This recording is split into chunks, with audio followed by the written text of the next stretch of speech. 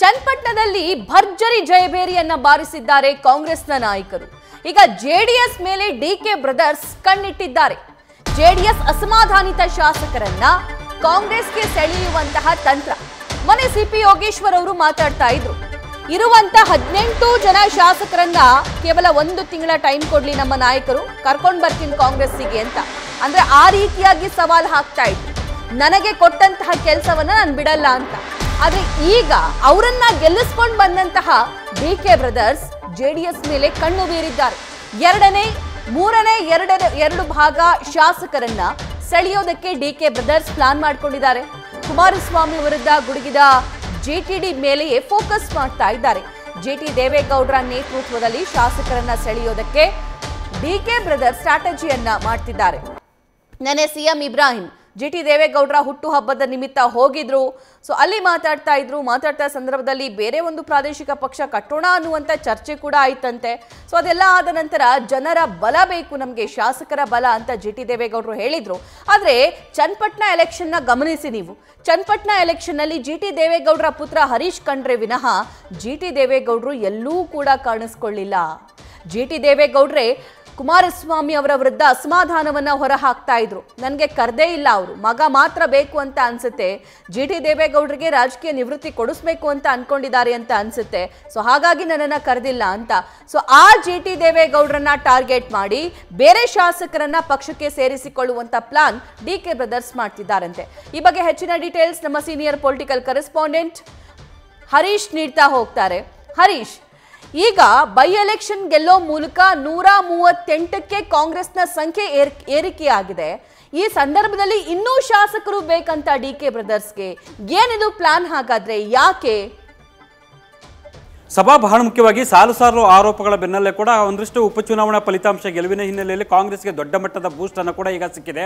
ಅದರಲ್ಲೂ ಕೂಡ ಚನ್ನಪಟ್ಟಣ ವಿಧಾನಸಭಾ ಕ್ಷೇತ್ರದ ಗೆಲುವು ಅನ್ನುವಂಥದ್ದು ಸೊ ಉತ್ಸಾಹ ಕೂಡ ಇಮ್ಮಡಿಗೊಳಿಸಿರುವಂಥದ್ದು.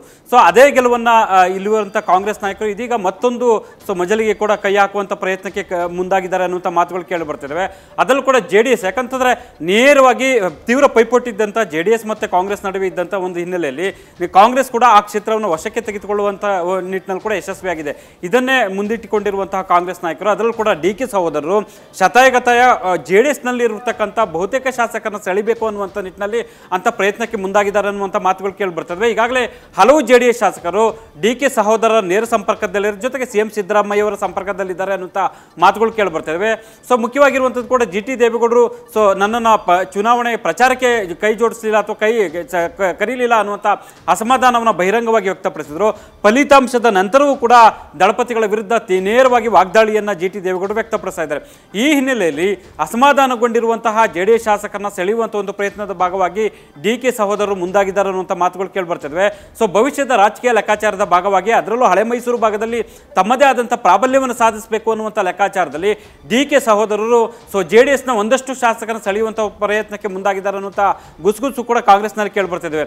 2/3 ಭಾಗದಷ್ಟು ಶಾಸಕರನ್ನ ಸೆಳೆಯಬೇಕಾದಂಥ ಹಿನ್ನೆಲೆಯಲ್ಲಿ ಅಂದ್ರೆ 18 ಶಾಸಕರು ಇರುವಂಥದ್ದು 12 ಶಾಸಕರನ್ನ ಸೊ ಈಗಾಗಲೇ ಕಾಂಗ್ರೆಸ್ನಾಗ ಸೆಳೆದಿದ್ದೆ ಅದರಲ್ಲಿ ಸಂಪೂರ್ಣವಾಗಿ ವಿಲೀನ ಮಾಡ್ಕೊಂಡದ್ದು ಆಗುತ್ತೆ, ಮತ್ತೆ ಜೊತೆಗೆ JDS ಪಕ್ಷ ಅಸ್ತಿತ್ವಕ್ಕೆ ಇಲ್ಲದಂತೆ ಆಗುತ್ತೆ ಅನ್ನುವಂಥ ಲೆಕ್ಕಾಚಾರ ಇರುವಂಥದ್ದು. ಇದೆಲ್ಲವೂ ಕೂಡ DK ಶಿವಕುಮಾರ್ ಅವರು ಭವಿಷ್ಯದ ರಾಜಕೀಯ ಲೆಕ್ಕಾಚಾರದ ಭಾಗವಾಗಿ ಹಳೆ ಮೈಸೂರು ಭಾಗದಲ್ಲಿ ತಮ್ಮ ಹಿಡಿತವನ್ನು ಸಾಧಿಸಬೇಕು, ಸೊ ಒಕ್ಕಲಿಗ ಸಾಮ್ರಾಜ್ಯದ ಪ್ರಭುತ್ವವನ್ನು ಹಿಡಿದಿಡಬೇಕು ಅನ್ನುವಂಥ ಲೆಕ್ಕಾಚಾರದ ಭಾಗವಾಗಿ ಸೊ ಈ ರೀತಿಯ ಒಂದು ಪ್ರಯತ್ನಕ್ಕೆ ಕೈಯಾಗಿದ್ದಾರೆ ಅನ್ನುವಂಥ ಮಾತುಗಳು ಕೇಳಿ ಬರ್ತಿದ್ವು. ಆದರೆ ಮುಂಬರುವ ದಿನಗಳಲ್ಲಿ ಅದು ನಿಜಕ್ಕೂ ಎಷ್ಟು ಜನ ಬರ್ತಾರೆ ಅನ್ನುವಂಥದ್ದು ಸಾಕಷ್ಟು ಕುತೂಹಲಕ್ಕೆ ಎಡೆ ಮಾಡಿಕೊಟ್ಟಾರೆ. ಆದರೆ ಕಳೆದ ವಿಧಾನಸಭಾ ಚುನಾವಣೆ ಸಂದರ್ಭದಲ್ಲಿ ಸೊ ಹಲವು ಶಾಸಕರನ್ನ ಅಂದ್ರೆ 8ಕ್ಕೂ ಹೆಚ್ಚು ಶಾಸಕರನ್ನ ಸೊ ಸಂಪರ್ಕದಲ್ಲಿ ಸಾಧಿಸಿದ್ರು, ಅವ್ರನ್ನ ಕರೆತರುವಂತ ನಿಟ್ಟಿನಲ್ಲಿ ಅಂತಿಮ ಹಂತದ ಪ್ರಯತ್ನಗಳು ಸಾಗಿತ್ತು. ಸೊ ಇದೀಗ ಬದಲಾದ ಸನ್ನಿವೇಶದಲ್ಲಿ ನೇರವಾಗಿ ಅವ್ರನ್ನ ಕರ್ಕೊಂಡ್ ಬರಬೇಕು ಅನ್ನುವಂಥ ನಿಟ್ಟಿನಲ್ಲಿ ಚರ್ಚೆಗಳಾಗಿದೆ ಅನ್ನುವಂಥ ಮಾತುಗಳು ಕೇಳಿ ಬರ್ತಾ ಇತ್ತು. ಸಭಾ, ಥ್ಯಾಂಕ್ ಯು ಹರೀಶ್.